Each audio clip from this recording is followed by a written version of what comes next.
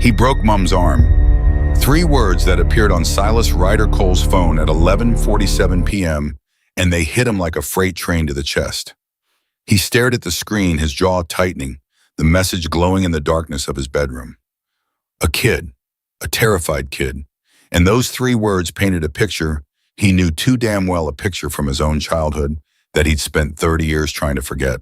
Before we dive into this story, hit that subscribe button right now.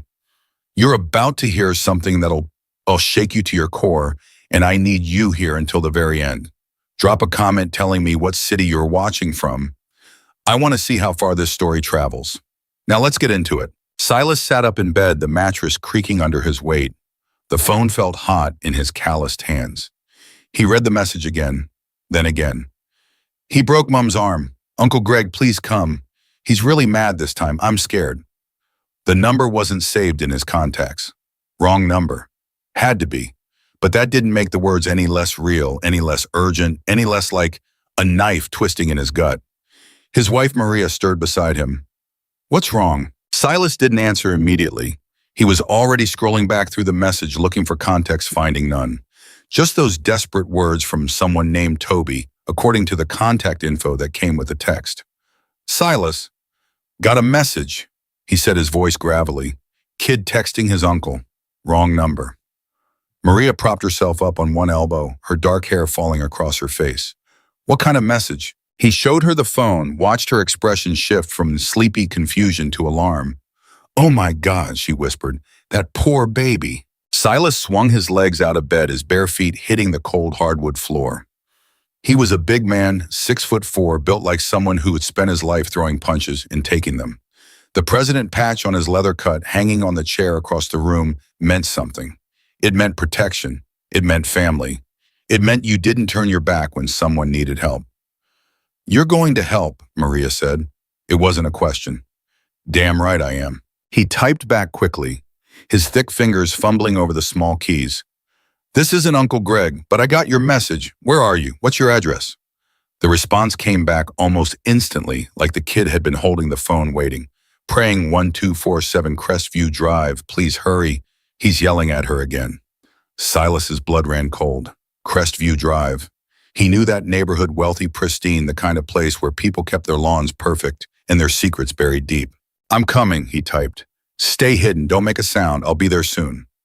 He pulled on his jeans, then his boots, moving with the practiced efficiency of a man who'd responded to emergency calls more times than he could count. The club didn't just ride motorcycles and drink beer. They protected their own, and sometimes that meant protecting people who weren't even in the club, yet people who just needed someone to give a damn. Call Reaper and Diesel, he told Maria as he grabbed his leather cut and shrugged it into it, the weight of it familiar and grounding. Tell them to meet me at the clubhouse, now. Maria was already reaching for her phone. Be careful. Always am. That was a lie, and they both knew it. Silas thundered down the stairs of their modest home, grabbed his keys from the hook by the door, and was on his Harley before his brain even fully caught up with his body. The engine roared to life, a sound that normally brought him peace. Tonight it was a war cry. The ride to the clubhouse took 8 minutes. He made it in 5. Reaper and Diesel were already waiting in the parking lot, their bikes gleaming under the fluorescent lights. Reaper was lean and wiry, with a scrum running down his left cheek and eyes that had seen too much. Diesel was the opposite, massive, built like a tank, with hands that could crush a man's skull, but were surprisingly gentle when he played with his daughter. What's the situation, Reaper asked, his voice sharp. Silas showed them the messages. Diesel's jaw clenched. Crestview Drive. That's Sterling territory. Sterling? Silas frowned. Richard Sterling, district attorney, big shot, runs half this county. Diesel spat on the ground. Piece of work from what I hear. Ambitious, connected. Don't care if he's connected to the damn president, Silas growled. Kid says he broke his mother's arm. We're going. Could be a trap, Reaper pointed out, always the cautious one. Could be someone setting us up. Silas looked at him hard. You read those messages and think that's a setup. Reaper held his gaze for a moment, then shook his head. No, I think it's a kid who's scared out of his mind. Then let's move. They mounted their bikes, 3 engines roaring in unison, and took off into the night. The wind whipped against Silas's face, cold and sharp. but he barely felt it. His mind was racing faster than the speedometer. He'd been that kid once. Different house, different city, different decade, but the same fear, the same helplessness, the same desperate hope that anyone would come and make it stop. His old man had been a mean drunk, the kind who used his fists first and his words never. Silas had spent his childhood learning how to take a punch, how to cover his head, how to make himself small. His mother had tried to protect him, but she'd been trapped, too caught in the same cycle of violence and terror. It was the Devil's Brotherhood, the very club he now led, that had saved him. He'd been 16 when he'd stumbled into their clubhouse bloody and desperate, and they'd taken him in. Given him a family, taught him how to fight back, showed him what real strength looked like. And now, 29 years later, he was about to do the same for someone else. Turn left up here, Diesel's voice crackled over the helmet comm. Crestview Drive is 3 blocks down. They slowed as they entered the neighborhood, their engines dropping to a low rumble. These streets weren't made for bikes like theirs. They were made for luxury sedans and SUVs, for people who worried about property values and HOA regulations. The houses were massive, sprawling estates with manicured lawns and security systems. Lights glowed from behind expensive curtains. Everything looked perfect. Everything looked safe. But Silas knew better. He'd learned a long time ago that monsters didn't live in dark alleys or abandoned warehouses. They lived in nice houses with nice families and nice facades. They wore suits and smiled at their neighbors and went to church on Sundays. There, Reaper said, pointing, 1,247. The Sterling house was a 2-story colonial with white columns and a circular driveway. A silver Mercedes sat parked near the garage, gleaming even in the dim streetlight. The windows on the first floor were lit, but the curtains were drawn. They parked their bikes on the street, the sudden silence almost deafening after the roar of the engines. Silas pulled out his phone and texted, "We're outside. Where are you?" The response came within seconds. "Upstairs, my bedroom. Second window on the right. He's downstairs with her. I can hear them. Please help." Silas looked up at the house at that second window on the right. He couldn't see anything through the curtains, but he knew the kid was there watching, waiting terrified. "What's the play?" Diesel asked quietly. "Front door," Silas said. "Direct." "Could get loud," Reaper warned. "Good. Let it get loud. Let the whole damn neighborhood hear." They walked up the driveway. 3 large men in leather cuts bearing the Devil's Brotherhood patches, their boots heavy on the pristine pavement.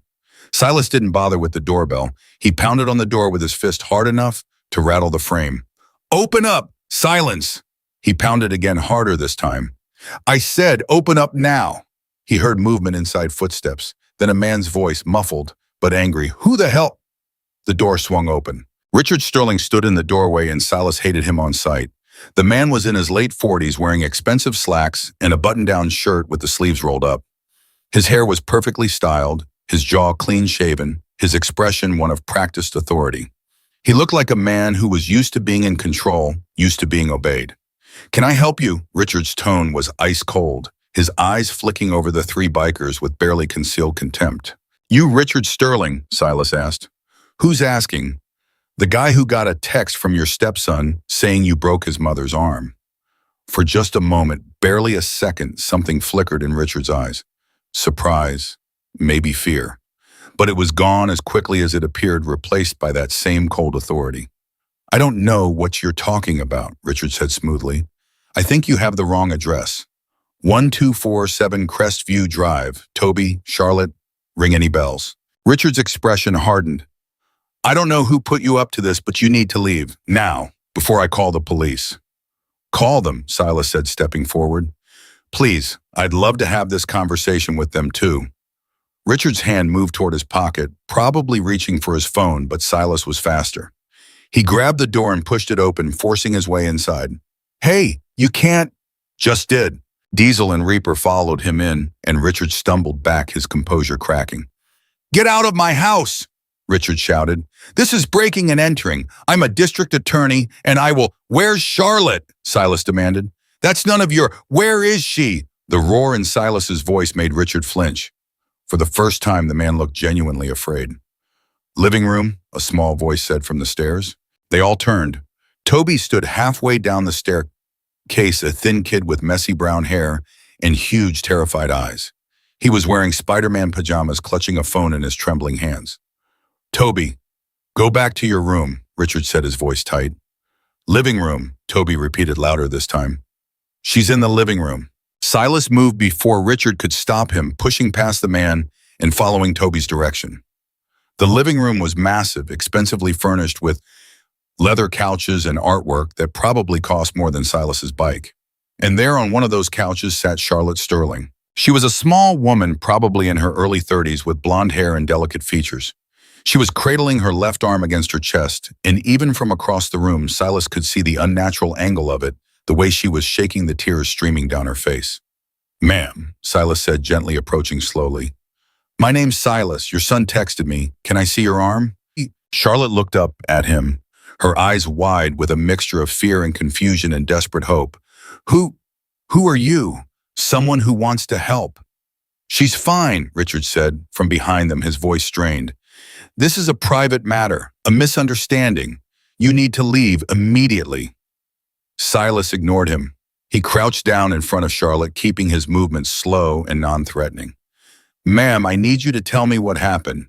Did he break your arm? Charlotte's eyes darted to Richard, then back to Silas. She was terrified.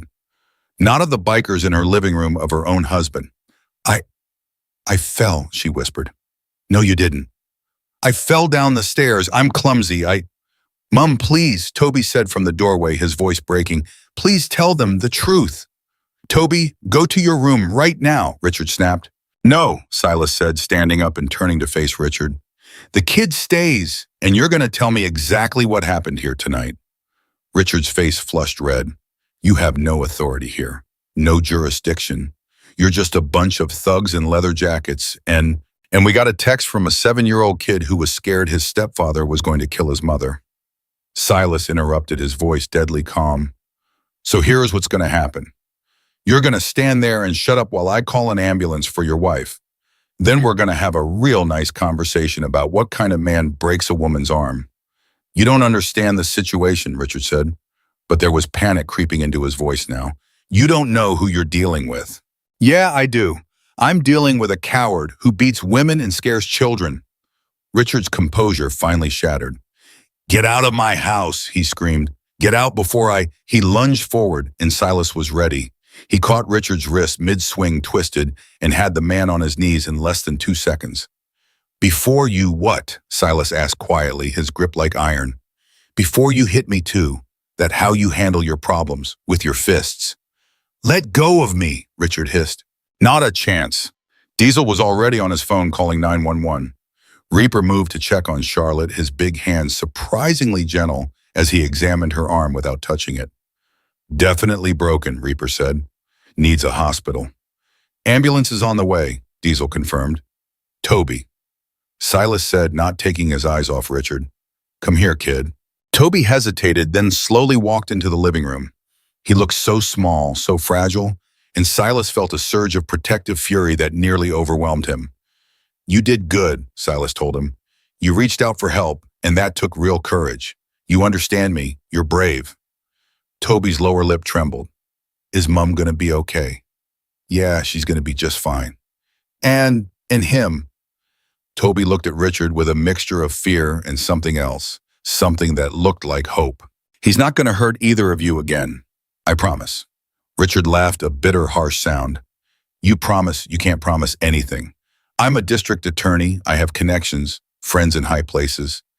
You think you can just waltz in here and... Yeah, Silas said. I do. He released Richard and stepped back, but stayed close enough to react if the man tried anything stupid. Richard scrambled to his feet, his face red with rage and humiliation. You're going to regret this, Richard said, his voice shaking. All of you. I will destroy you. I will...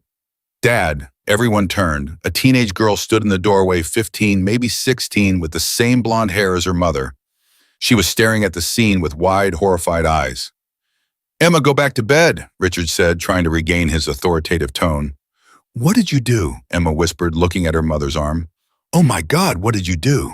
It's not what it looks like, Richard started. It's exactly what it looks like, Silas said, and your sister and brother need you right now. Emma's eyes filled with tears. She ran to her mother, dropping to her knees beside the couch. Mom, I'm so sorry. I should have done something. I should have. It's not your fault, baby.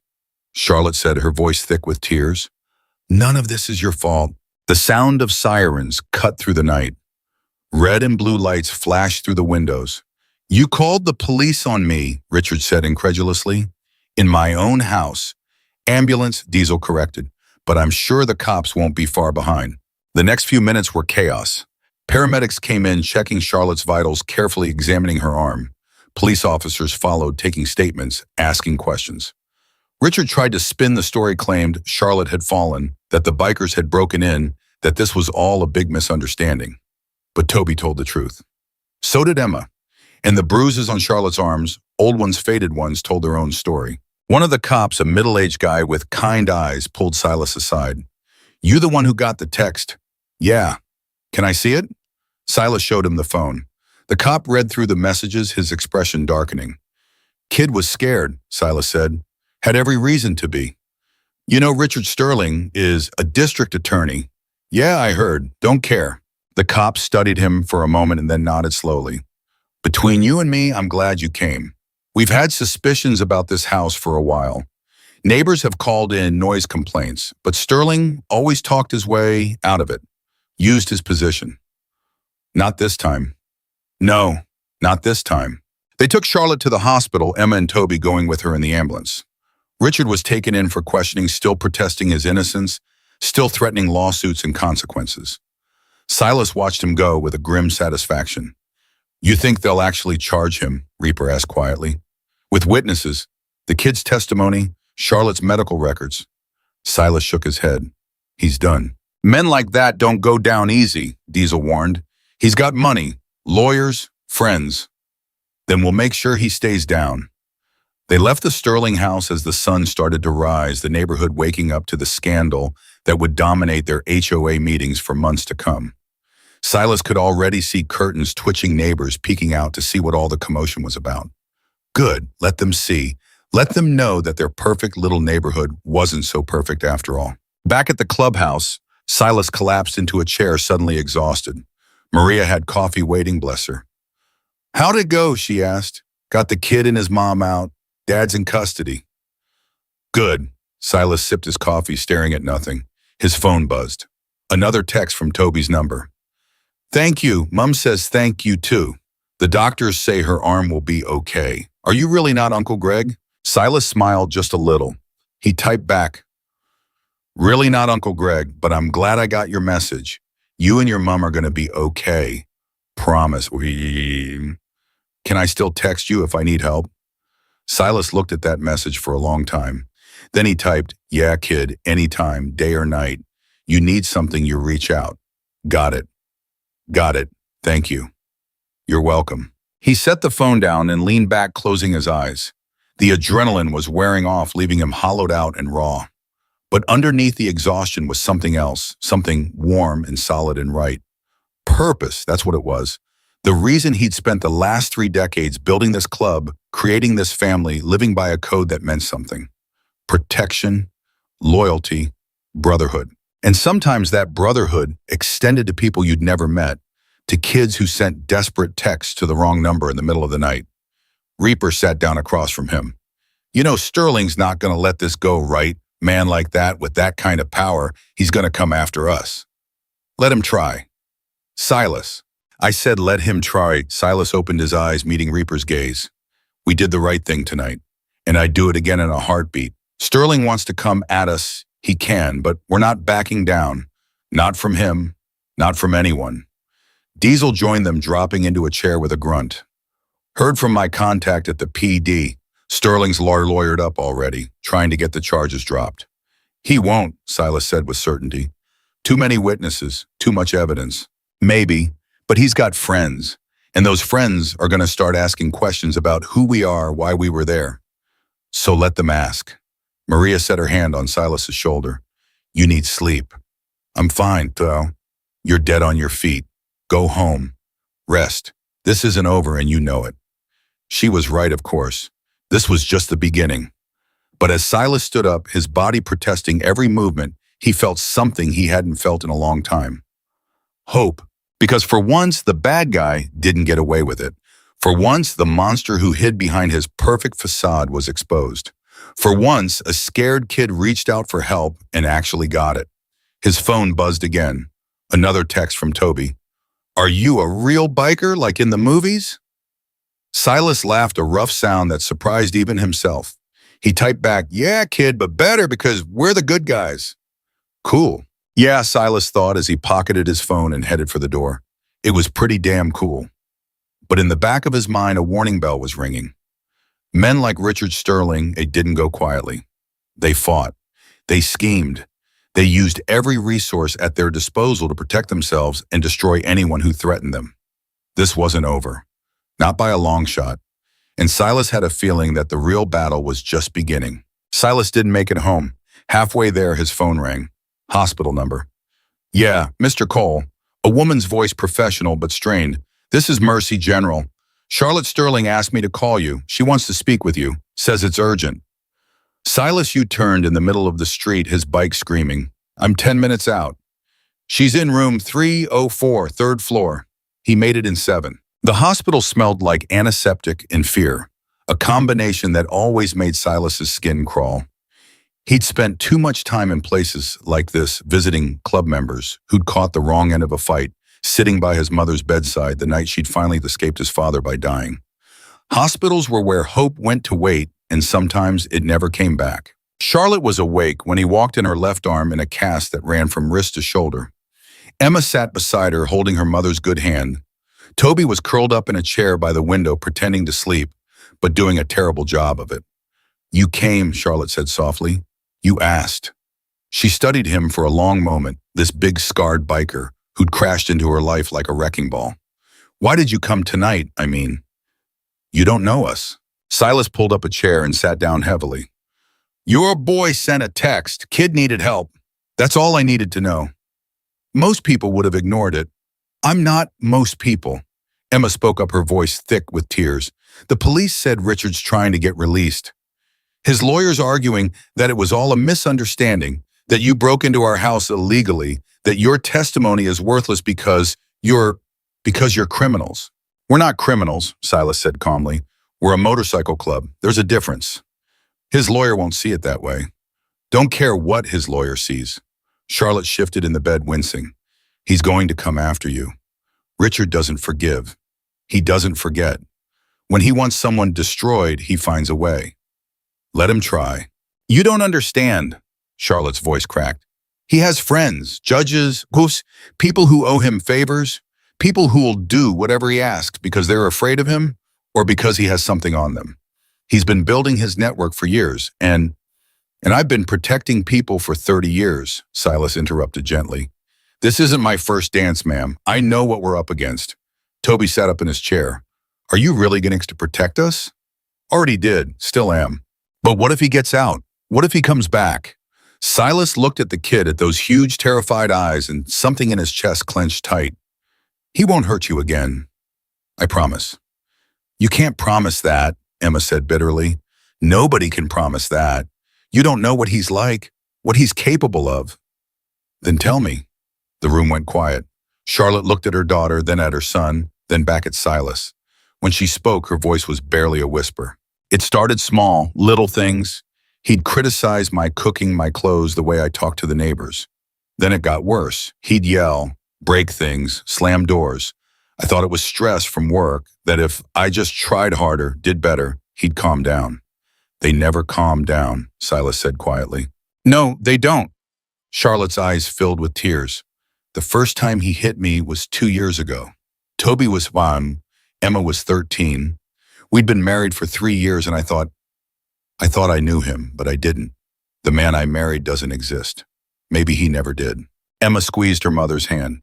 We tried to tell people, teachers, counselors, but Richard always had an answer, always had an excuse, and everyone believed him because he's the district attorney, because he's respected, because he goes to charity galas and coaches Little League and beats his wife. Silas finished. Yes. Toby climbed down from his chair and walked over to Silas. The kid was so small, barely reaching Silas's shoulder even while standing. Are you like Superman? Silas almost smiled. No kid. I'm just a guy who knows how to fight. Can you teach me? Toby, Charlotte started. I want to learn, Toby said fiercely, turning to his mother. I want to be able to protect you next time. I want to be strong like him. There's not going to be a next time, Silas said. And strength isn't just about fighting. You texting me, that took more courage than any punch I've ever thrown.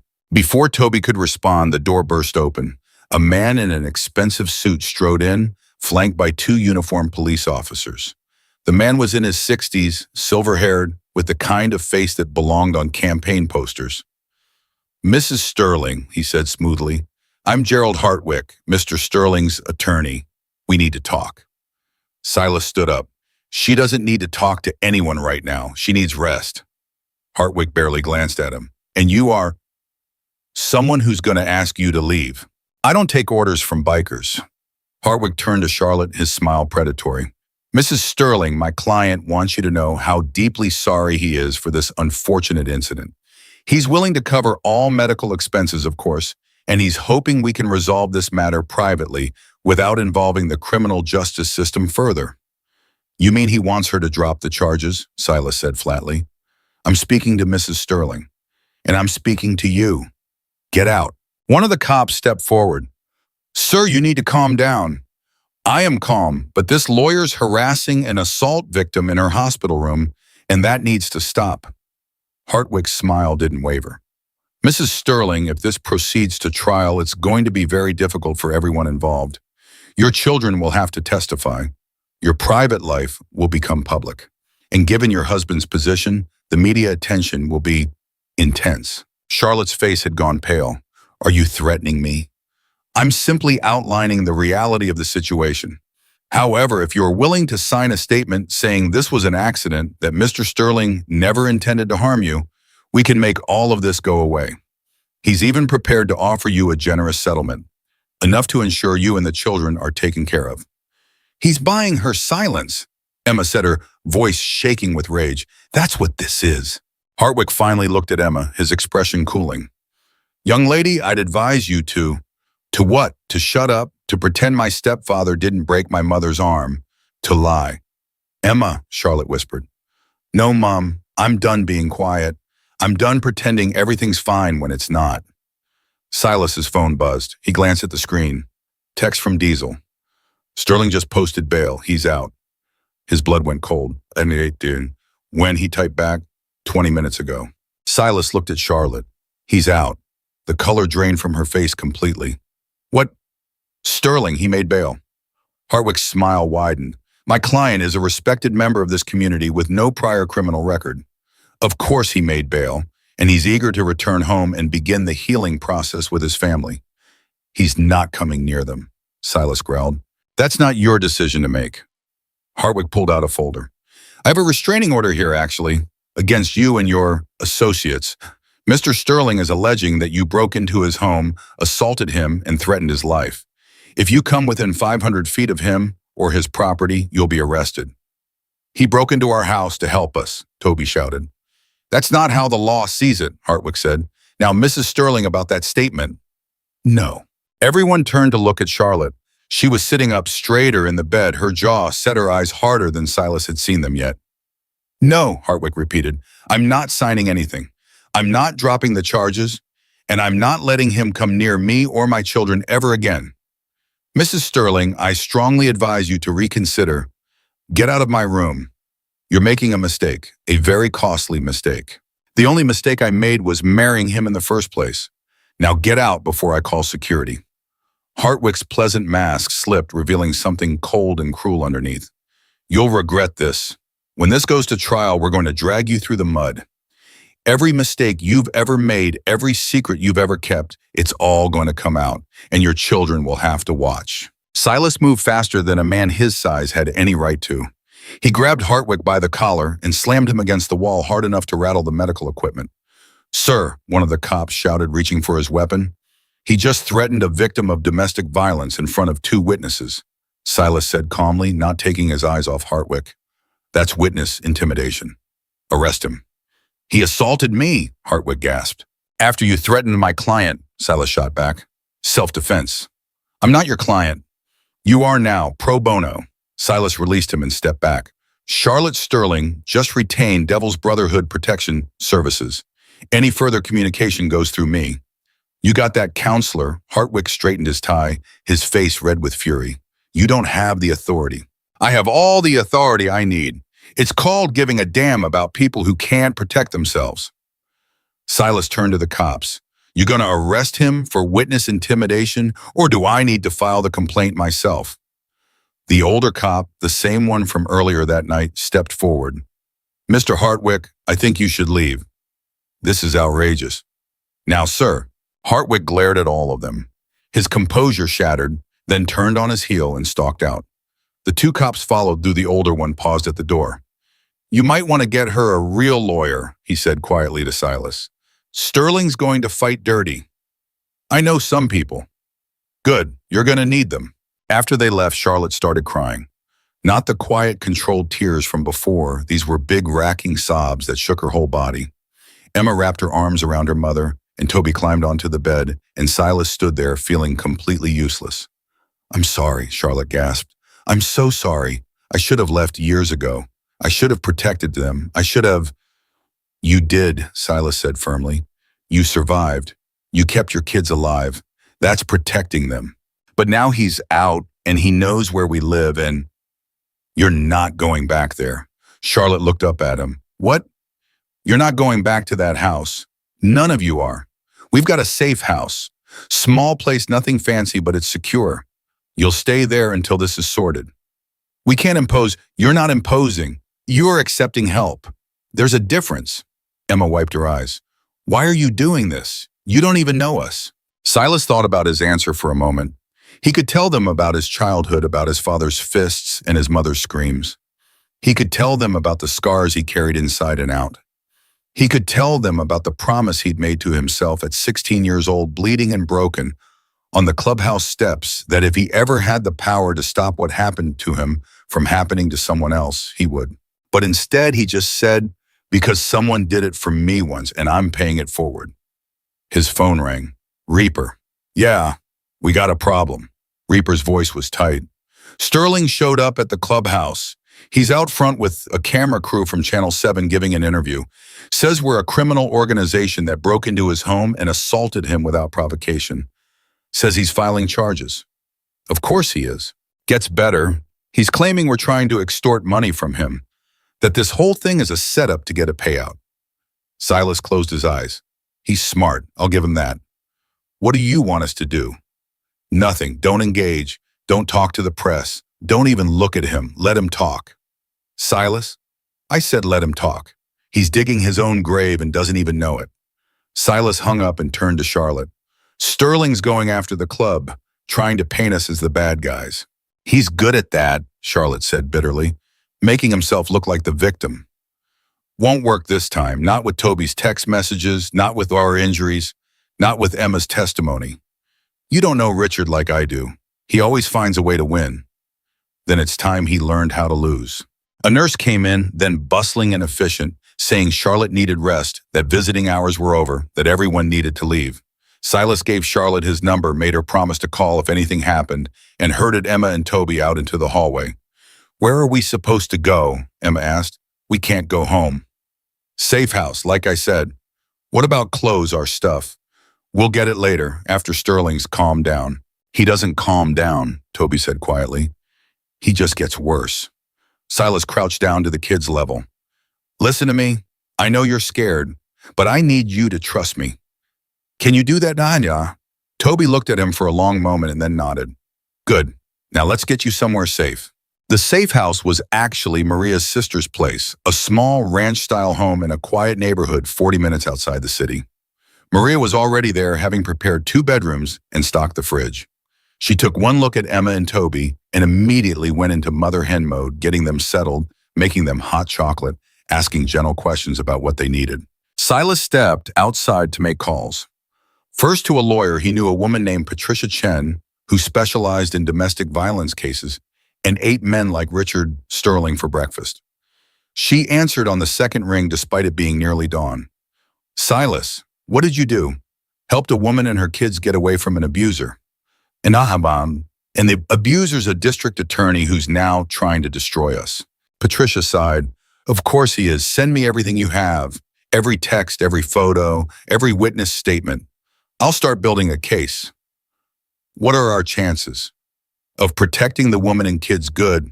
Of keeping you out of legal trouble, less good. You did break into his house in response to a distress call from a minor, which a judge might accept or might not. Sterling's got influence, Silas. Real influence. This is going to be a fight. I don't care. Just protect Charlotte and those kids. That's the plan. Next call was to Reaper. Status. Sterling left about an hour ago, but the news is running his story. You're the lead story on 3 channels. Biker gang invades DA's home. Real subtle. Expected that. We need to respond. Put out our own statement. No, we stay quiet. Let him talk himself in circles. The truth will come out. And if it doesn't, it will. But even as Silas said it, he felt a whisper of doubt. Men like Richard Sterling didn't play by the rules. They made the rules. And they had the money and power to bend reality to fit their narrative. He went back inside. Emma and Toby were asleep on the couch, curled up together like they used to when they were smaller. Maria had covered them with blankets. They're exhausted, Maria whispered. Yeah, you look exhausted too. I'm fine. Silas. He met her eyes. His wife knew him too well, knew when he was lying, knew when the weight of the world was sitting on his shoulders. This one's bad, he admitted quietly. Sterling's got resources, friends. He's going to come at us hard. So we come back harder. It's not that simple. It never is. But since when has that stopped you? Silas didn't have an answer for that. He sank into a chair, his body finally giving out. Maria brought him coffee, strong and black, and sat beside him. That kid, Silas said after a long silence. Toby, he reminds me of a you. Yeah, that's why you're doing this. That's why you couldn't walk away. I couldn't walk away because it was the right thing to do. And because you see yourself in him. Both can be trippy, Silas. He sipped his coffee, watching the 2 kids sleep. They looked peaceful now, safe. But for how long? His phone buzzed again. Unknown number, he answered warily. Mr. Cole, a man's voice smooth and dangerous. We need to talk. Who is this? A friend of Richard Sterling's. Someone who's very interested in resolving this situation quietly. Not interested. You should be. Because Mr. Sterling isn't just a district attorney. He's a valuable asset to certain organizations. Organizations that don't appreciate people interfering with their assets. Silas's blood went cold. What organizations? The kind that could make your life very difficult. The kind that could make you disappear. You and your entire club. Is that a threat? It's a warning. Walk away now. Convince Mrs. Sterling to drop the charges and everyone goes home happy. Keep pushing and you'll discover that Richard Sterling has friends in places you can't even imagine. The line went dead. Silas stared at his phone, his mind racing. Sterling wasn't just an abusive husband with connections. He was involved with something bigger, something darker. And Silas had just kicked a hornet's nest. Maria saw his expression. What is it? We've got a bigger problem than I thought. How much bigger? Call the club. Full church. Everyone. Now. Within 2 hours, the clubhouse was packed. Every member of the Devil's Brotherhood was there, plus a few associates who'd been called in. Silas stood at the head of the table, the weight of leadership sitting heavy on his shoulders. Sterling's connected, he said without preamble. Got a call from someone claiming to represent organizations that have an interest in keeping him protected. They want us to back off. What kind of organizations? Diesel asked. The kind that make threats and follow through.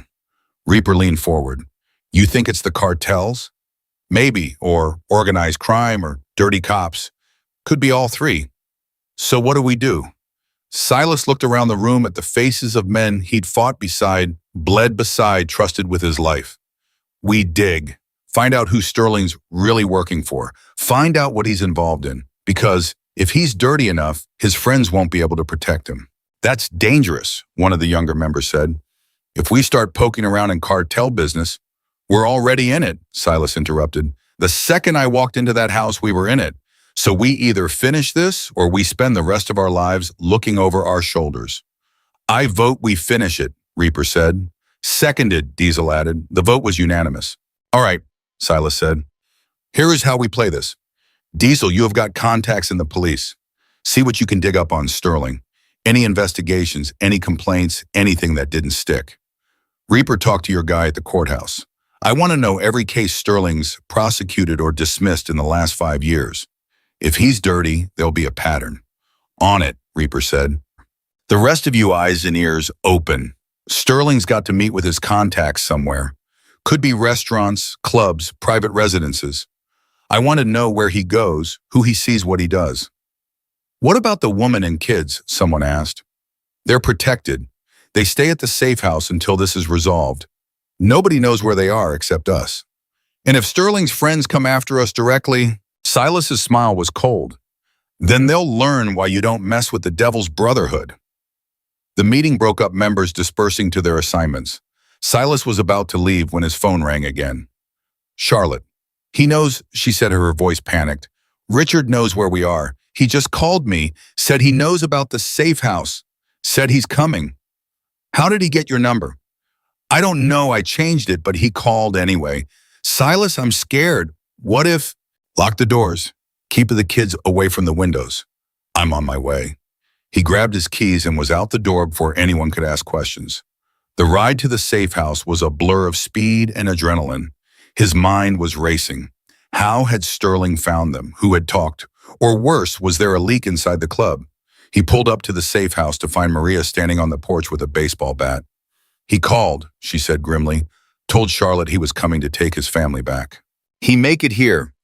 Not yet, but there's a car that's driven past 3 times in the last 20 minutes. Black sedan, tinted windows. Silas's instincts screamed danger. Get everyone into the basement, now. Silas! Now Maria, she didn't argue. He heard her herding Charlotte and the kids downstairs, their frightened voices muffled through the floor. Silas positioned himself by the front window, watching the street. The black sedan came around again, slower this time. It stopped 3 houses down. Silas pulled out his phone and called Reaper. I need backup at the safe house. Now. What's happening? Sterling found us, and he brought friends. The sedan's doors opened. 4 men stepped out, moving with the kind of coordinated precision that screamed military or worse. They weren't cops. Cops would have announced themselves, would have come in marked cars with lights flashing. These men wore dark suits and darker expressions, and Silas knew immediately that Charlotte's instincts had been right. Richard Sterling had friends in very dangerous places. 10 minutes out, Reaper said through the phone. Can you hold? Gonna have to. Silas disconnected and moved to the door, his hand resting on the gun tucked into his waistband. He didn't want to use it, didn't want this to escalate into bloodshed, but he'd be damned if he let anyone hurt that woman and those kids. The 4 men crossed the street, their footsteps synchronized. The one in front was older, maybe 50, with silver at his temples and a scar running down his jawline. He stopped at the edge of the property line and smiled. Mr. Cole, he called out, we're here for Mrs. Sterling and her children. They're not going anywhere. I'm afraid that's not your decision to make. Mrs. Sterling is still legally married to Richard Sterling. The children are his family. He has every right to see them. He lost that right when he broke her arm. The man's smile never wavered. That's being disputed, but regardless, we're not leaving without them. Then I guess you're not leaving. One of the other men reached inside his jacket. Silas's gun was out before the guy's hand cleared his waistband.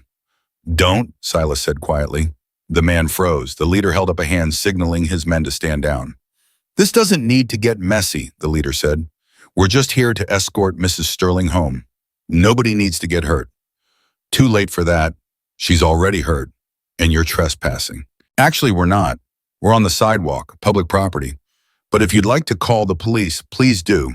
I'm sure they'd be very interested to know you're harboring a woman who's violating a custody agreement. There's no custody agreement. Sterling doesn't have custody of Toby. Not yet, but he will. By tomorrow morning, he'll have an emergency custody order. And if Mrs. Sterling isn't there to contest it, well, the judge will have no choice but to grant it. Silas's jaw clenched. This was a setup. Sterling had planned this, had his lawyer file for emergency custody, knowing Charlotte would be too scared or too injured to show up to court. And if she didn't show up, Sterling would get Toby back by default. She'll be there, Silas said. Will she? Because from what I hear, Mrs. Sterling is quite traumatized. Might not be in any condition to attend a hearing.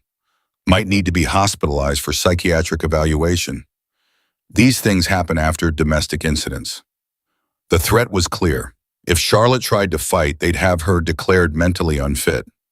Sterling would get the kids, and there'd be nothing anyone could do about it. You're making a big mistake, Silas said. No, Mr. Cole, you are. Richard Sterling is a powerful man with powerful friends. You're a biker with a criminal record and a history of violence. Who do you think the courts are going to believe? Before Silas could respond, the roar of motorcycles filled the air. Reaper and Diesel came around the corner, followed by 8 more club members. They pulled up in front of the house, engines rumbling, and the 4 men in suits suddenly looked a lot less confident. Problem, Silas, Reaper called out. These gentlemen were just leaving. The leader's smile had frozen on his face. This isn't over. Yeah, it is. Mr. Sterling will be in touch, and next time we won't be so polite. They got back into their sedan and drove off, but Silas knew this was far from finished. Sterling was playing a long game, using the legal system as a weapon, and every move Silas made could be turned against him. He went back inside. Maria was at the top of the basement stairs, her face pale. They're gone, Silas said, for now. Charlotte emerged from the basement, Toby clinging to her good arm. Emma was behind them, her phone clutched in her hand. I recorded everything, Emma said. From the window, got their faces, their license plate, everything they said. Good girl, Silas said. Send that to me. We're going to need it. Charlotte sank onto the couch, looking like she was about to shatter. He's going to take Toby. The custody hearing. I can't fight him. I don't have money for lawyers. And you have Patricia Chen, Silas interrupted, best domestic violence attorney in the state. She's already working on your case. I can't afford. You're not paying. Club's covering it. Why? Charlotte's voice broke. Why are you doing all this? Silas sat down across from her. Because nobody helped my mother. Nobody stepped in when my old man was beating the hell out of her. She died thinking she deserved it, thinking there was no way out. I'm not letting that happen to you. Charlotte started crying again, and Toby pressed closer to her side. Emma was staring at Silas like she was seeing him for the first time. Thank you, Emma whispered. Don't thank me yet. We've still got a fight ahead of us. His phone rang. Patricia Chen. I heard about the custody filing, she said without preamble. It's scheduled for 9 a.m. tomorrow. Emergency hearing. Judge Morrison presiding. Is that bad? Morrison's tough but fair. He won't be swayed by Sterling's reputation alone. But we need Charlotte there. If she doesn't show, we lose. She'll be there. With documented injuries, recent medical records, and witness testimony from the children. All of it. Good. Because Sterling's bringing his A-game. Gerald Hartwick is vicious in custody cases. He's going to paint Charlotte as an unfit mother, claim she's mentally unstable, that she's using the children as weapons against their father. Stepfather, Silas corrected. Toby's not his biological son. Even better for us, harder for Sterling to claim parental rights. But he'll try anyway. After they hung up, Silas gathered everyone in the living room. Here's what's happening. Tomorrow morning we go to court. All of us. Charlotte testifies. Emma testifies. Toby testifies if he's up for it. I'm up for it, Toby said immediately. You sure, kid? It's going to be hard. They're going to ask you questions about your stepdad, about what you saw, what you heard. I want to tell them. I want everyone to know what he did. Silas looked at Charlotte. Your call. She hugged Toby tighter. If he wants to testify, he testifies. No more secrets. No more hiding. All right then, we tell the truth. All of it. And we trust that the judge will see through Sterling's lies. Emma spoke up, her voice shaking. What if he doesn't? What if the judge believes Richard? What if they take Toby? They won't. But what if they won't? Silas repeated more firmly this time. I won't let them. The rest of the day was spent preparing. Patricia Chen arrived with files and legal pads, drilling Charlotte on what to expect, coaching her on how to answer questions without falling apart. She was good, Silas had to admit, patient but firm, honest about the challenges they faced, but confident in their case. Toby practiced his testimony with Maria, who was gentle and encouraging. Emma documented everything on her phone, creating a timeline of abuse with photos, text messages, and medical records. And Silas made phone calls to witnesses, to doctors, to the cop who'd responded to the house that first night, building a case that couldn't be ignored or dismissed. By midnight, they were as ready as they'd ever be.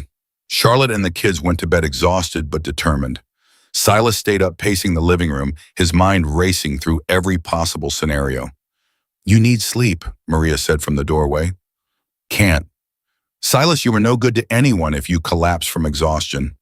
"I'm fine." She walked over and took his hand. "No, you're not. You're carrying too much. Let us help." "This is my responsibility." "Why? Because you're the president, because you made a promise, or because you still think you could have saved your mother if you'd just been stronger, faster, better?" Silas pulled his hand away. "Don't. Someone has to say it.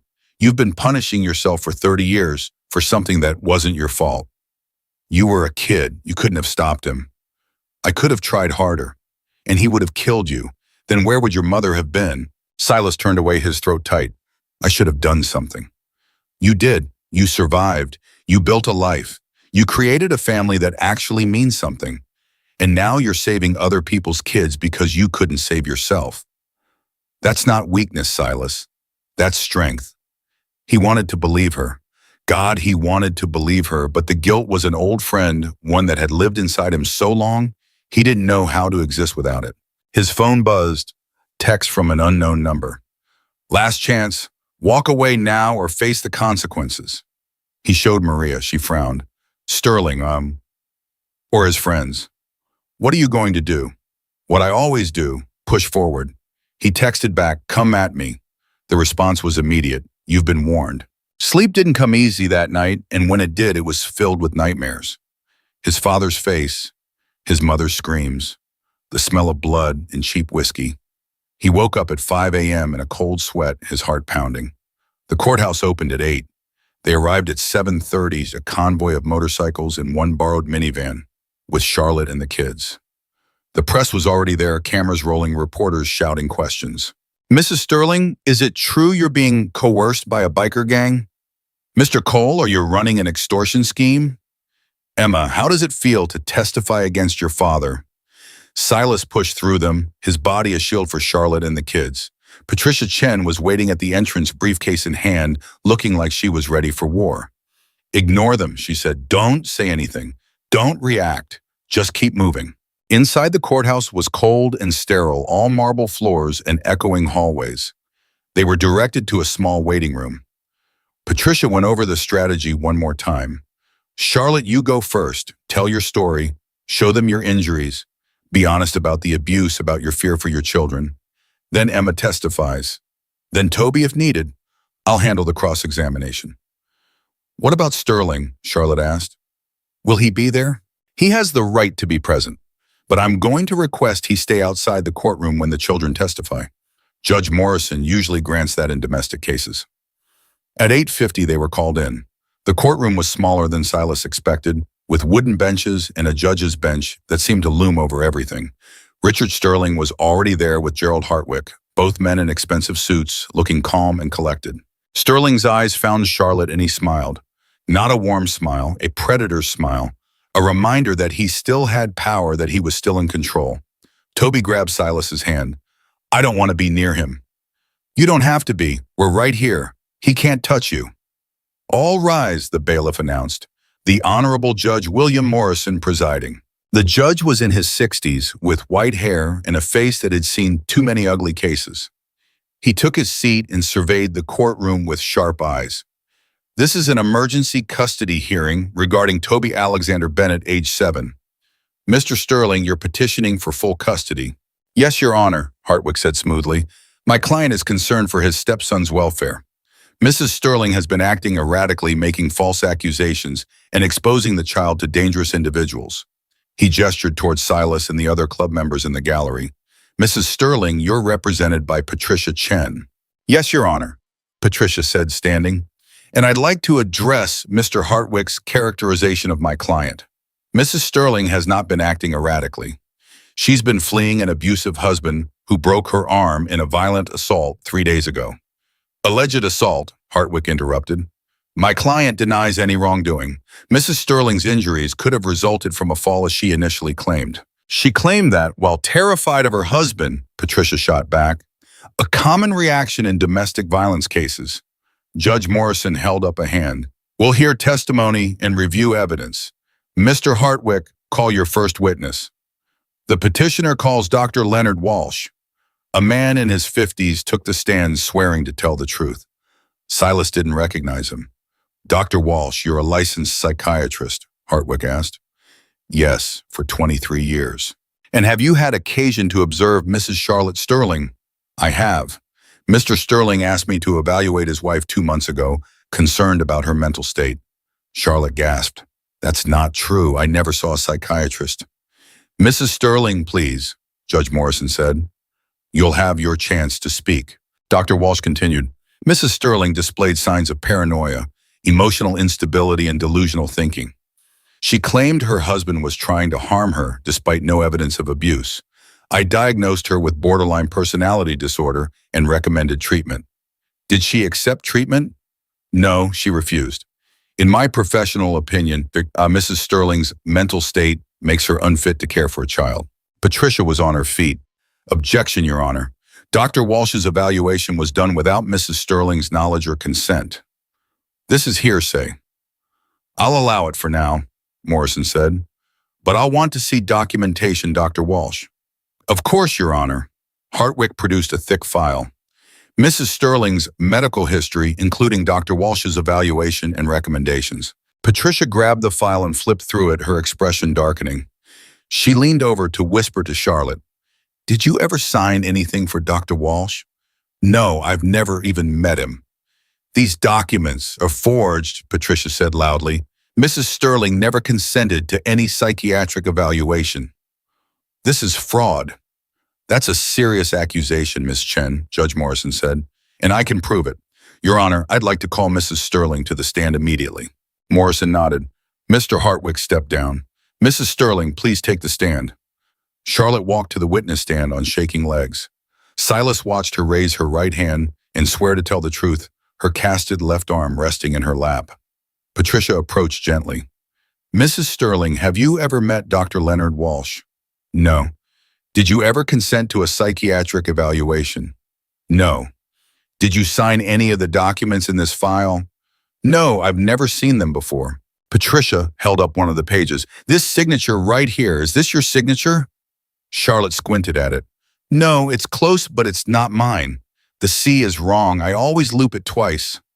So someone forged your signature on a psychiatric evaluation you never had, diagnosing you with a disorder you don't have to make you look unfit to care for your son. Objection. Hartwick was on his feet. Speculation. Sustained, Morrison said. But Ms. Chen, I share your concern. Dr. Walsh, did you personally meet with Mrs. Sterling? Dr. Walsh shifted uncomfortably.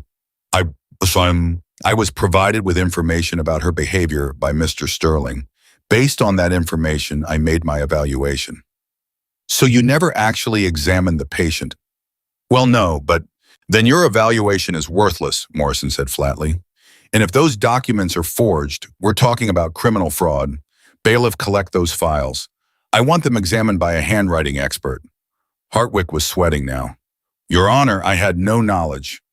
We'll discuss your knowledge later, Counselor. Ms. Chen, continue. Patricia turned back to Charlotte. Mrs. Sterling, tell us what happened 3 nights ago. And Charlotte did. She told the judge about Richard's temper, his violence, the escalating abuse. She talked about hiding it from friends and family, about making excuses, about living in constant fear. She described the night he broke her arm, the sound of the bone snapping, Toby's terrified face as he hid under his bed. By the time she finished, there were tears streaming down her face, and half the courtroom was crying with her. Your witness, Patricia said to Hartwick. Hartwick stood slowly. Mrs. Sterling, isn't it true that you and Mr. Sterling had an argument that night? Yes.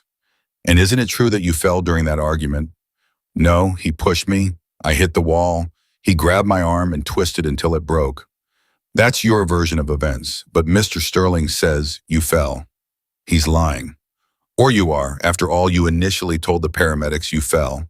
Because I was terrified, because he was standing right there and I knew if I told the truth he'd what hurt you more, yet you had no previous injuries, no hospital records, no police reports. Because I never reported it, Charlotte's voice rose. Because I was scared. Because he's a district attorney and nobody would believe me. Or because it never happened. Mrs. Sterling, isn't it possible you're fabricating this entire story to gain an advantage in a divorce proceeding? Patricia objected, but Charlotte was already answering. My son texted for help. A 7-year-old child was so scared he reached out to a stranger. Does that sound like fabrication? Hartwick opened his mouth and closed it. He had no good response to that. No further questions, he said tightly. I'd like to call Emma Sterling, Patricia said. Emma took the stand looking terrified but determined. Patricia walked her through years of abuse, the yelling, the threats, the times Richard had grabbed Charlotte, shoved her, locked her in rooms. Emma's voice shook, but she never backed down.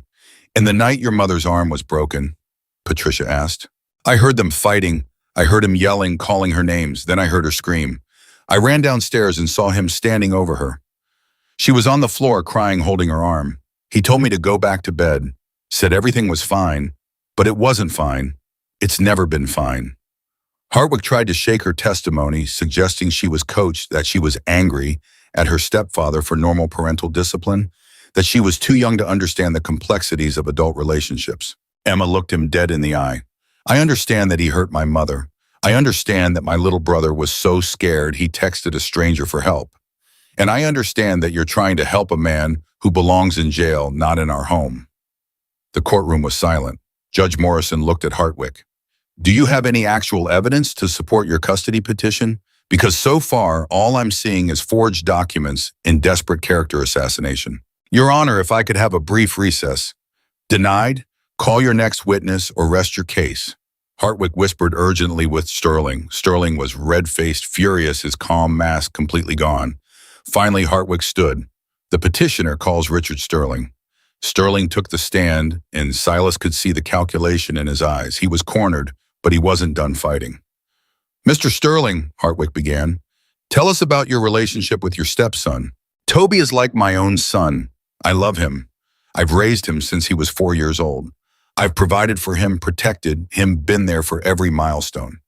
And Mrs. Sterling's accusations, they're false, all of them. I never laid a hand on her. We had an argument, yes, she fell. I tried to help her, but she pushed me away. Then these bikers showed up, broke into my home, and assaulted me and poisoned my family against me. Why would your wife and stepdaughter lie? Because Charlotte wants out of the marriage and she needs ammunition for a divorce. She's using the children as weapons. Patricia stood for cross-examination. Mr. Sterling, you claim Mrs. Sterling fell. Where exactly did she fall? In the kitchen. And she hit her arm on what? The counter. The counter, I see. Mrs. Sterling, can you show the court where on your arm the break occurred? Charlotte held up her casted arm. Here, the upper arm, near the shoulder. Patricia turned back to Sterling. Mr. Sterling, can you demonstrate how someone falls and breaks their upper arm on a kitchen counter? Sterling's jaw clenched. I don't know the medical specifics. The medical specifics, according to the ER doctor's report, indicate a spiral fracture. Do you know what causes a spiral fracture? Mr. Sterling, an impact of some kind. No, a spiral fracture is caused by twisting, by someone grabbing an arm and wrenching it violently. It's nearly impossible to get a spiral fracture from a fall. I'm not a doctor, but you are a district attorney. You've prosecuted assault cases. You know what a spiral fracture means. Sterling said nothing. Let me ask you something else. Did you hire Dr. Leonard Walsh to create a fake psychiatric evaluation of your wife? No. Did you forge your wife's signature on medical documents? No. Then who did? I don't know. Maybe your biker friends did it to frame me. Patricia smiled. My biker friends didn't have access to your home computer, Mr. Sterling, but we did. After you were arrested, the police obtained a search warrant, and on your computer, they found drafts of Dr. Walsh's evaluation, with metadata showing you created the document. Would you like to explain that? The color drained from Sterling's face. That's not... You're under oath, Mr. Sterling. Judge Morrison leaned forward. Mr. Sterling, did you fabricate evidence in this custody case? Sterling looked at Hartwick, at Charlotte, at the judge. His perfect facade was crumbling, and everyone could see the monster underneath. I want my lawyer, he said. You have your lawyer, Morrison snapped. Answer the question. I invoke my Fifth Amendment right against self-incrimination.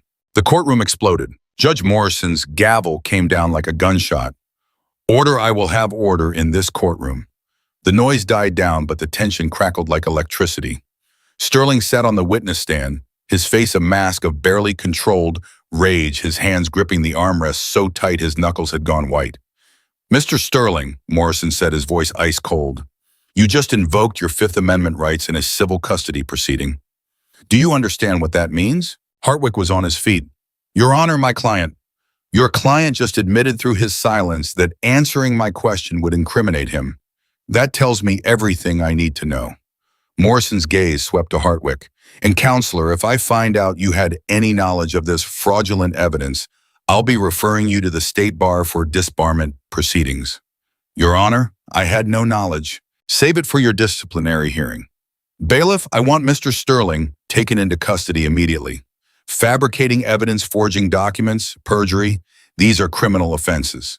Two bailiffs moved toward the witness stand. Sterling stood abruptly, his chair scraping back. You can't do this, he said, his voice shaking. I'm a district attorney. I have rights. You had rights, Morrison corrected. You forfeited them when you broke the law you swore to uphold. Officers, take him out of my courtroom. Sterling's eyes found Charlotte. The hatred in them was so pure, so viscous, that Silas was halfway out of his seat before he even realized he was moving. This isn't over, Sterling said, his voice carrying across the silent courtroom. You think you've won, Charlotte? You haven't. You'll never be safe. Neither will the children. I'll make sure. The bailiffs grabbed him, cutting off his words. He struggled, shouting threats as they dragged him toward the side door. Toby buried his face in Maria's shoulder. Emma was crying silently. Charlotte just stared like she couldn't quite believe what she was seeing. Morrison waited until Sterling was gone, then turned back to the courtroom. Emergency custody petition is denied. Mrs. Sterling retains full custody of Toby Bennett. Furthermore, I'm issuing a permanent restraining order. Richard Sterling is not to come within 1,000 feet of Mrs. Sterling or her children. This order is effective immediately and remains in effect indefinitely. Patricia was nodding, writing notes. Your Honor will also be filing criminal charges for assault, domestic violence, and stalking. I'd recommend it. And Ms. Chen, I'll be forwarding all evidence of document fraud to the District Attorney's Office for prosecution. Thank you, Your Honor. Morrison's expression softened slightly as he looked at Charlotte. Mrs. Sterling, I'm sorry you and your children have been through this ordeal. The court recognizes your courage in coming forward. You're free to go. Charlotte stood on shaking legs. Thank you, Your Honor. They filed out of the courtroom in a daze. The press was still outside, cameras rolling, but this time Patricia handled them. Mrs. Sterling has been granted full custody. Richard Sterling has been taken into custody for multiple criminal offenses, including evidence fabrication and perjury. Mrs. Sterling will not be taking questions at this time. The reporters shouted anyway, but Silas and the club formed a wall, getting Charlotte and the kids to the van. Once inside, Charlotte finally broke down completely, sobbing so hard her whole body shook. It's over, she kept saying. It's really over. Not quite, Patricia said gently. He'll face trial, you'll have to testify again. And there's the divorce proceedings, property division, all the legal aftermath. But he can't hurt us anymore. No, he can't. Emma hugged her mother fiercely. Toby was still clinging to Maria, but he was watching his mother with huge eyes. Mom, are we really safe now? Charlotte pulled him close with her good arm. Yes, baby, we're safe. Silas's phone rang. Diesel. You need to get back to the clubhouse, Diesel said urgently. Now, Thou. What's wrong? Just get here, trust me. Silas looked at Maria. Take them to the safe house. I'll meet you there later. Silas, I'll be fine. Just keep them safe. He kissed her forehead and climbed onto his bike. Reaper and 3 other members followed him, their engines roaring through the downtown streets. Silas's mind was racing. Sterling was in custody. Charlotte had won, so what could possibly be wrong? They pulled up to the clubhouse to find it surrounded by police cars. Not local cops, federal agents, their windbreakers marked with big yellow letters FBI. Silas's blood went cold. An agent approached as he dismounted. She was in her 40s, black with sharp eyes and an expression that said she'd seen every trick in the book. Silas Cole. Yeah. Special Agent Tanya Williams, FBI. We need to talk. About what? About Richard Sterling and the people he works for. She led him inside the clubhouse. The common area had been transformed into a command center with laptops and files spread across every surface. A dozen agents were working, some on phones, others reviewing documents. What the hell is this? Silas demanded. This, Williams said, is a federal investigation that's been ongoing for 18 months. Richard Sterling isn't just an abusive husband and a corrupt DA. He's a money launderer for the Sinaloa cartel. The words hung in the air like a bomb that hadn't exploded yet. Say that again, Silas said slowly. Sterling's been washing cartel money through real estate deals, shelf corporations, and his own law practice. We've been building a case against him, but we needed evidence. Evidence that was very well hidden. She pulled out a file. Until 3 days ago when you broke into his house. I didn't break in. I responded to a distress call. Semantics. Point is, when Sterling was arrested for domestic assault, the local PD executed a search warrant on his home and office. They seized his computers. And on those computers, we found something Sterling had been very careful to keep hidden. She opened the file and pulled out a printout. It was a spreadsheet, columns and columns of numbers, dates, names, locations. This is a ledger, Williams explained. Every cartel transaction Sterling's handled for the past 5 years. Names of buyers, properties purchased, amounts laundered. This is the evidence we've been looking for. Silas stared at the spreadsheet, his mind reeling. You're telling me I accidentally took down a cartel money launderer by helping a woman and her kids, Essentially, yes. But here's the problem. The cartel knows Sterling was arrested, they know his computers were seized, and they know eventually we're going to use this evidence to dismantle their entire U.S. money laundering operation. So they're going to clean house. Exactly. Anyone connected to Sterling is now a liability. That includes you, Mr. Cole. It includes your club, and it especially includes Charlotte Sterling and her children. Silas felt like the ground had dropped out from under him. They're going to come after us. They already are. We've intercepted communications. The cartels sent a cleanup crew. 6 men, all experienced sicarios. They'll be in the city within the next 12 hours. Jesus Christ. We can offer you protection, witness protection for Mrs. Sterling and her children. Federal custody for you and your club members until we can neutralize the threat. How long? Could be weeks. Could be months. That's not protection. That's prison. William sighed. I know it's not ideal, but the alternative is we handle it ourselves. Mr. Cole, these aren't street thugs. These are professional killers. You're outgunned and outmanned. We've dealt with worse. Have you? Because from where I'm standing, you're a motorcycle club that does community outreach and charity runs. You're not equipped for this. Silas looked her dead in the eye. You'd be surprised what we're equipped with. Williams studied him for a long moment. I can't officially condone any action you take, but unofficially the cartel cleanup crew is staying at the Riverside Hotel under false names. Suite 1407. They're planning to move on your safe house tonight around midnight. How do you know about the safe house? Because the cartel knows. They've been following you since the custody hearing this morning. They have your location. They have Mrs. Sterling's location. And they have orders to eliminate everyone involved. Why are you telling me this? Because officially, we don't have enough evidence to arrest the cleanup crew yet. They haven't committed any crimes on U.S. soil. We can watch them, but we can't stop them. Not legally. She paused. But if something were to happen to them before they could carry out their mission, well, that would solve a lot of problems. Silas understood. The FBI was giving him the green light to handle this outside the law, with the understanding that they'd look the other way. How do I know you're not setting us up? He asked. You don't, but ask yourself this: if I wanted to set you up, would I be telling you about the cleanup crew? Would I be giving you their location? Or would I just let them kill you and clean up the mess afterward? She had a point. I need to think about this, Silas said. You've got 6 hours. After that, the crew moves and we won't be able to track them. Make your decision, Mr. Cole, and make it fast. Williams and her team packed up and left. Once they were gone, Silas called an emergency church meeting. Every member of the Devil's Brotherhood crammed into the clubhouse listening as Silas laid out the situation. "So we're caught in the middle of a cartel war," Reaper said when he finished. "Fantastic. We didn't ask for this," Diesel added. "We just tried to help a woman and her kids. And now those kids are targets," Silas said. "No, along with all of us, so we've got a choice. We can take the FBI's witness protection offer and spend the next few months in a safe house somewhere hoping the feds can take down the cartel, or we can handle this ourselves." "Handle it how?" one of the younger members asked. "The cleanup crew is at the Riverside Hotel. 6 men. They're planning to hit the safe house at midnight." "So we hit them first," Reaper said. "That's what I'm thinking." "That's murder," someone pointed out. "It's self-defense," Silas corrected. "They're coming to kill us. We're just getting there first." "The FBI said they can't touch them legally," Diesel said. "But if they're planning an attack, doesn't that give them probable cause?" "Should, but the feds are playing games. They want us to do their dirty work so their hands stay clean. So we're what, vigilantes now?" Silas shook his head. "We're protectors, same as we've always been. We protect our own. And right now, Charlotte and those kids are our own." The vote was unanimous.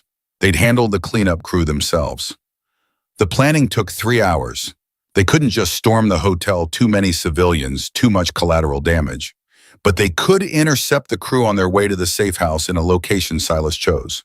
There was an abandoned warehouse on the south side, a place the club had used for meetings before the landlord went bankrupt. Isolated, no neighbors, no witnesses. Perfect for what they needed to do. "We need bait," Reaper said. "Something to make them think we're vulnerable." "I'll be the bait," Silas said. "No way. It has to be me. I'm the one who broke into Sterling's house. I'm the one they want dead the most. They see me alone, they'll take the shot. And then you take them."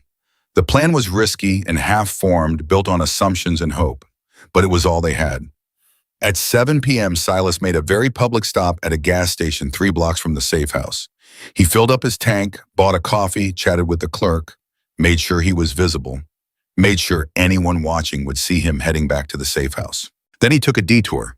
Instead of going to the safe house, he went to the warehouse, parked his bike out front, lights on engine running, walked inside and waited. The rest of the club was hidden in the shadows, weapons ready.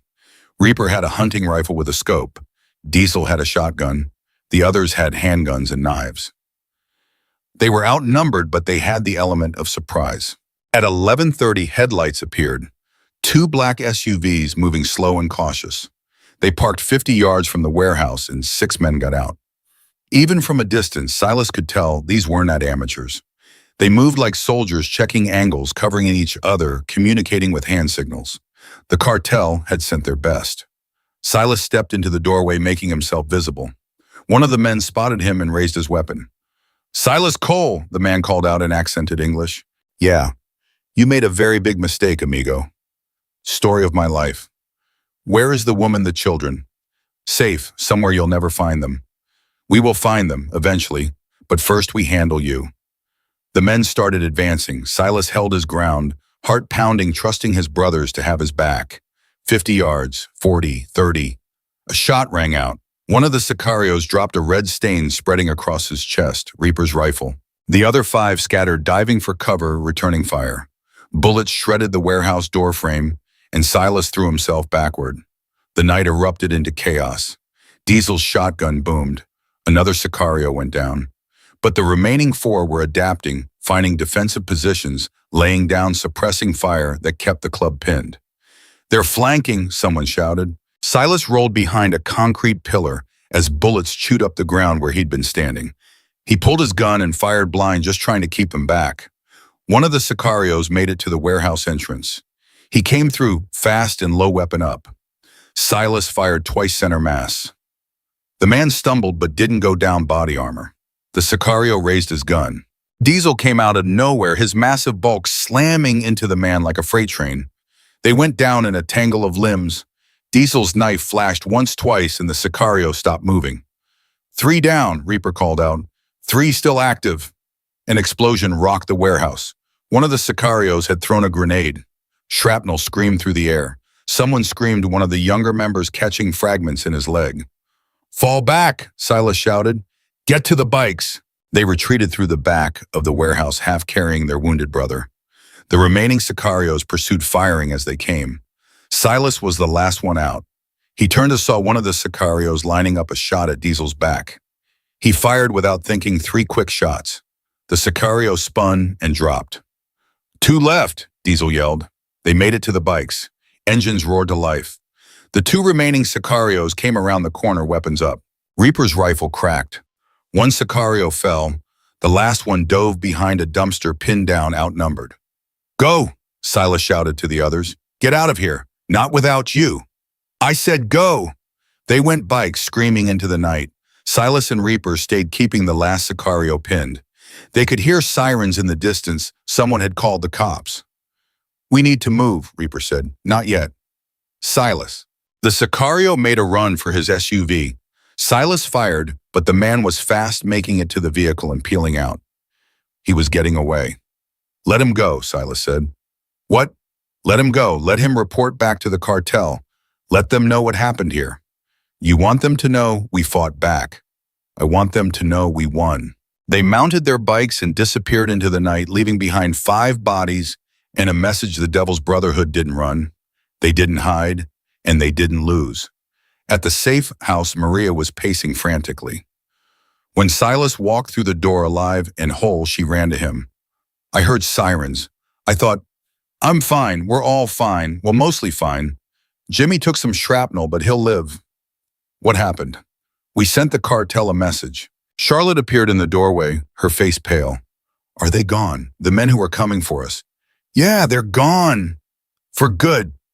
Silas thought about the one who got away, the message he'd carry back to his bosses. "We'll see, but they know now that coming after you means coming through us. And that's a fight most people don't want." His phone buzzed. Agent Williams. "I saw the news," she said without preamble. 5 dead at an abandoned warehouse. Police are calling it a gang shooting. That's one way to describe it. The one who got away is already on a plane back to Mexico. He'll report what happened. The cartel's going to be pissed. Good. Let them be pissed. You just made yourself a very dangerous enemy, Mr. Cole. Already had dangerous enemies. What's one more? Williams was quiet for a moment. "Sterling's talking. Trying to cut a deal. He's giving us names, accounts, everything. With his cooperation, we'll be able to shut down the cartel's entire U.S. operation within 6 months. That's good. It's very good. And it's only possible because you broke into his house 3 days ago to help a kid you'd never met. I didn't do it for this. I know. You did it because it was right. But sometimes doing the right thing has bigger consequences than we expect." After she hung up, Silas sat down heavily. His whole body ached. His hands were shaking from adrenaline crash. But Charlotte and the kids were safe. The cartel knew to back off, and Sterling was facing decades in federal prison. It was over. Finally, truly over. Toby appeared in his Spider-Man pajamas, holding his phone. "Can I still text you?" Silas smiled. "Yeah, kid, anytime. Even if it's not an emergency." Even then. Toby hugged him quick and fierce, then ran back to his room. Emma lingered in the doorway. "Thank you," she said quietly, "for everything, for believing us, for protecting us, for not walking away." "I couldn't walk away. Not from you guys." "Why not? We're nothing to you, just some random family with problems." Silas thought about his answer. He could tell her about his past, about his father, about the scars he carried. But instead, he just said, "You're not nothing. Nobody's nothing. And everyone deserves someone in their corner when things get bad." Emma nodded, tears in her eyes, and went to join her brother. Maria sat down beside Silas. "You're bleeding." He looked down. Blood was seeping through his shirt from a graze he hadn't even felt. "It's nothing. Let me be the judge of that." She cleaned and bandaged the wound while Silas sat there numb with exhaustion. When she was done, she took his face in her hands. "No more," she said firmly. "No more risking your life. No more playing hero. You've done enough." "I can't promise that." "Try." He kissed her forehead. "I'll try." But they both knew it was a promise he couldn't keep. Because 3 days from now, or 3 weeks, or 3 months, someone else would send a desperate text. Someone else would need help. Someone else would be trapped with nowhere to turn, and Silas would answer. Because that's what he did. That's what the club did. They protected people who couldn't protect themselves. They stood between the monsters and their victims. They answered when people called for help, even when it was dangerous, even when it was stupid, even when it was the wrong number. His phone buzzed. Another unknown number. Another text. Please help. My dad won't stop hurting my mom. I don't know what to do. Silas stared at the message for a long moment. Then he typed back. Send me your address. I'm on my way. Maria saw his expression. Silas, no, you just got home. You're injured. You need rest. Someone needs help. Someone always needs help. You can't save everyone. No, but I can save this one. He stood up, grabbed his keys, and headed for the door. Maria called after him, but he was already gone, his bike roaring to life in the driveway. Another call for help. Another wrong number that was somehow exactly right. And Silas Cole, president of the Devil's Brotherhood, was going to answer it. Because that's what heroes do. 5 Maria caught up to him before he made it off the property, her car screeching to a stop in front of his bike. You're not going alone, she said through the window. Maria, I said you're not going alone. Either I come with you or I call the whole club and we all go. Your choice. Silas looked at his wife, this woman who'd stood by him through 30 years of chaos, and felt something crack open in his chest. Fine, but you stay in the car. We'll see about that. They drove in tandem, Maria following on his tail as they headed toward the address the unknown texter had sent. It was across town in a neighborhood that had seen better days. Silas's mind was already working through scenarios, calculating risks, preparing for the worst. His phone rang. Reaper. Tell me you're not doing what I think you're doing. Depends on what you think I'm doing. Going off half-cocked to save another damsel in distress without backup. I've got Maria. Jesus, Silas. We just survived a shootout with cartel sicarios. You're bleeding. You need rest. Someone needs help. And you need to learn when to say no. Silas was quiet for a moment. You remember why you joined the club, Reaper? What's that got to do with? Answer the question. Reaper sighed. Because my old man was beating my little sister. I was 17, didn't know where to turn. You and the club showed up, made it stop. And if I'd said no that night, say it I was too tired, too busy, had my own problems. Point taken, I'm 5 minutes out. I didn't ask for backup. Yeah, well, you're getting it anyway. By the time Silas pulled up to the address, a rundown duplex with a sagging porch and overgrown yard, Reaper and Diesel were already there. Maria parked behind them, her expression saying she'd expected this. Cavalry's here, Diesel said. What's the situation? Kid texted about his dad hurting his mom. That's all I know. Same as last time. Not the same. Sterling was connected, had resources. This is probably just some asshole who drinks too much and uses his family as punching bags. Probably, but we prepare for the worst anyway. They approached the duplex carefully. The left unit was dark quiet. The right unit had lights on and Silas could hear shouting inside. A man's voice slurred and angry. A woman's voice pleading. Then a crash. Something breaking. A child screaming. Silas didn't knock. He tested the door, unlocked, and pushed it open. The scene inside was painfully familiar. A woman in her 30s was on the floor, blood trickling from her split lip. A man in his 40s stood over her, fist raised. 2 kids, a boy about 10 and a girl maybe 6, were huddled in the corner. Terrified. That's far enough, Silas said. The man spun around, swaying slightly. Drunk, definitely. His eyes tried to focus on Silas, on the leather cut with the Devil's Brotherhood patch, on the 3 large bikers filling his doorway. Get out of my house, he slurred. Can't do that. This is private property. I'll call the cops. Good. Call them. I'd love to explain to them why you're beating your wife in front of your kids. The man's face flushed red. She's my wife. My kids. My business. Wrong answer. Silas moved fast. He grabbed the man by the collar and slammed him against the wall hard enough to rattle the cheap paneling. Listen to me very carefully, Silas said, his voice deadly calm. You're done. You don't touch her again. You don't threaten her again. You don't even look at her wrong. Understand? Screw you. You can't tell me what to. Silas slammed him against the wall again. I can tell you whatever I want, because right now I'm the only thing standing between you and a very long stay in the hospital.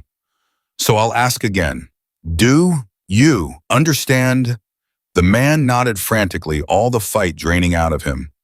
Silas released him and stepped back. The man slid down the wall, landing in a heap.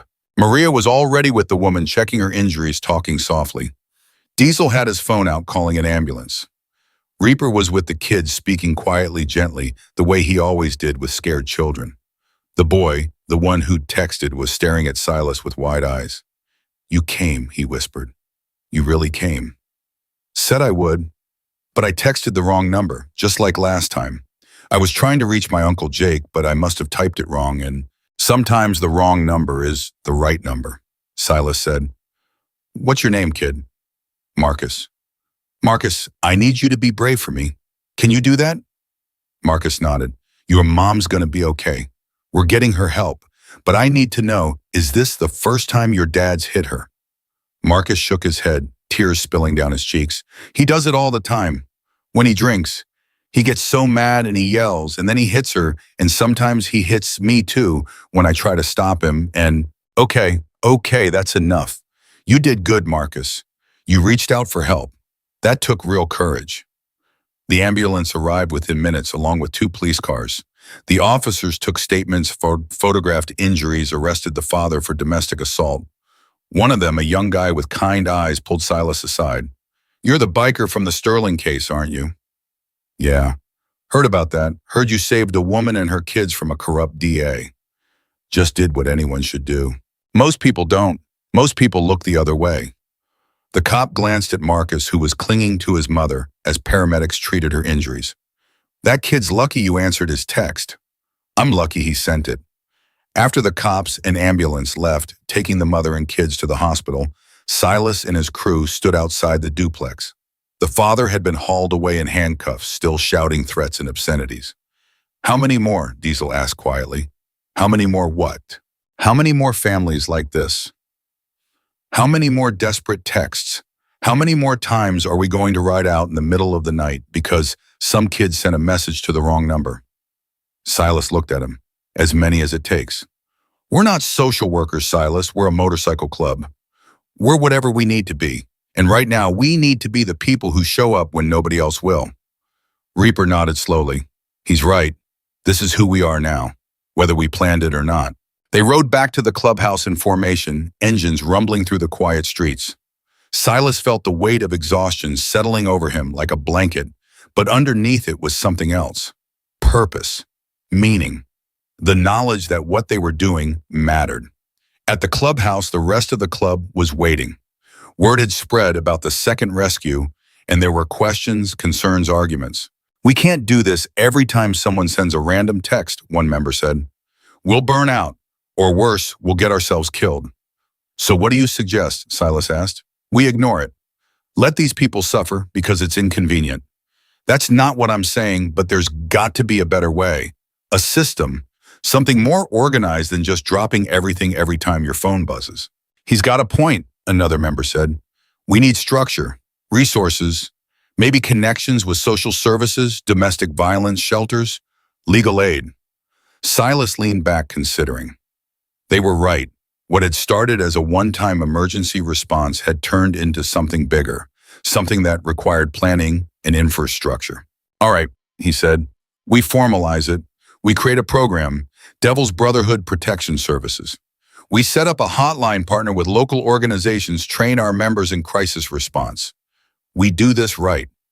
That's going to take money, Diesel pointed out, and time and commitment from everyone here.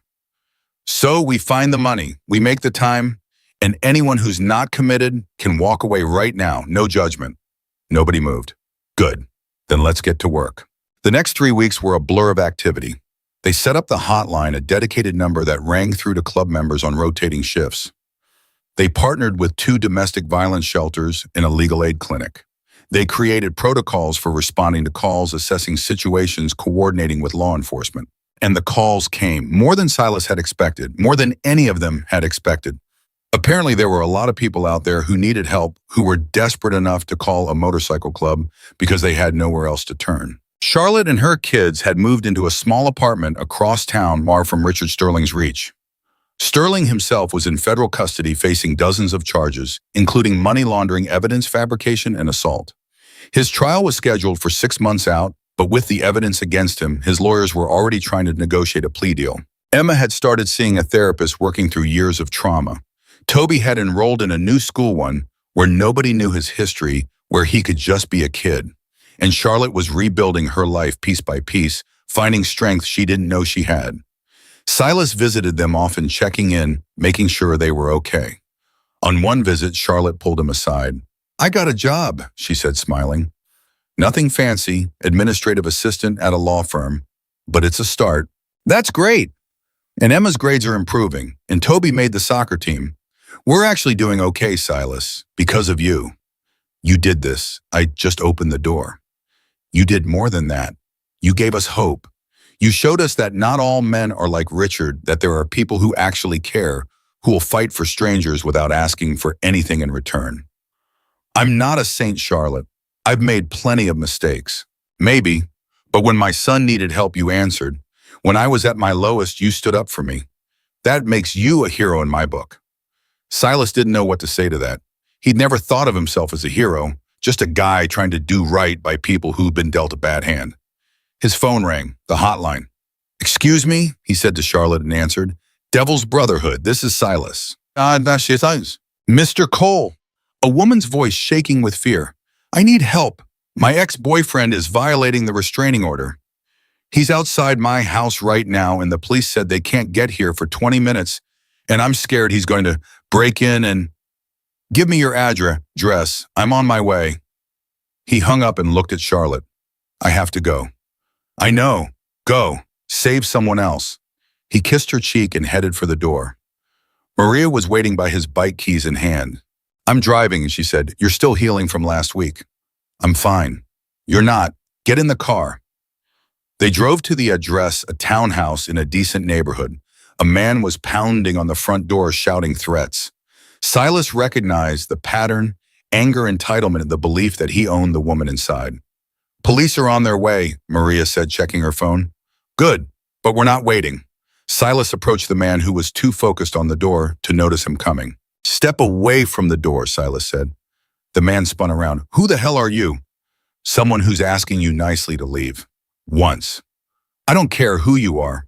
This is between me and my girlfriend." "Ex-girlfriend, and she has a restraining order. That means you need to be 500 feet away from her. Right now, you're about 500 feet too close." The man's face twisted with rage. He pulled a knife from his pocket, a small folding blade, and waved it at Silas. "Back off, old man. This doesn't concern you." Silas sighed. "Put the knife away before you hurt yourself." The man lunged.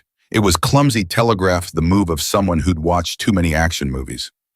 Silas sidestepped easily, caught the man's wrist, twisted, and the knife clattered to the ground.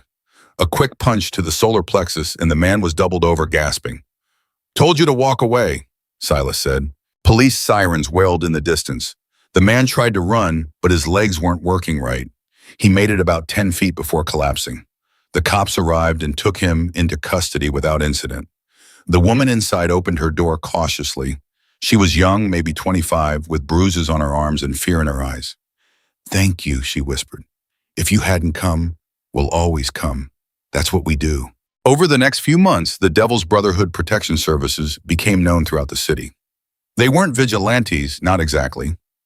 They worked with the police, with social workers, with the legal system, but they also weren't afraid to step in when the system moved too slowly, when people fell through the cracks, when someone needed help and needed it now. The club grew. New members joined, drawn by the mission, by the purpose. Some were former military trained in combat and crisis response. Some were just regular guys who wanted to make a difference.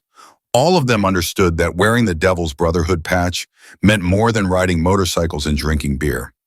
It meant protection. It meant showing up.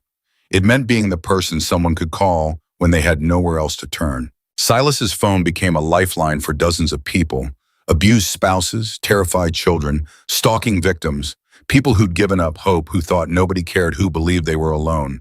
And every time his phone rang, every time a desperate text came through, Silas answered. 1 year after Toby's first text, the club held a celebration. Charlotte and her kids came along with dozens of other families they'd helped. Marcus and his mother and sister. The young woman who'd been stalked by her ex. A teenage girl who'd run away from an abusive foster home. An elderly man whose son had been stealing his pension. They all had stories. They all had scars. But they also had hope now. They had proof that someone cared, that someone would fight for them, that they weren't alone, ito. Toby found Silas near the food tables trying to balance a plate piled high with burgers and chips. "Hey kid," Silas said. "Having fun?" "Yeah, this is awesome." Toby hesitated. "Can I ask you something?" "Sure. Why did you come that first night? You didn't know me. You didn't know my mom. Why didn't you just ignore my text?" Silas set down his plate and crouched to Toby's level. "You want the honest answer?" "Yeah. I came because someone didn't come for me when I needed them. When I was your age, my dad hurt my mom and I didn't know what to do. I tried to stop him, tried to protect her, but I was just a kid.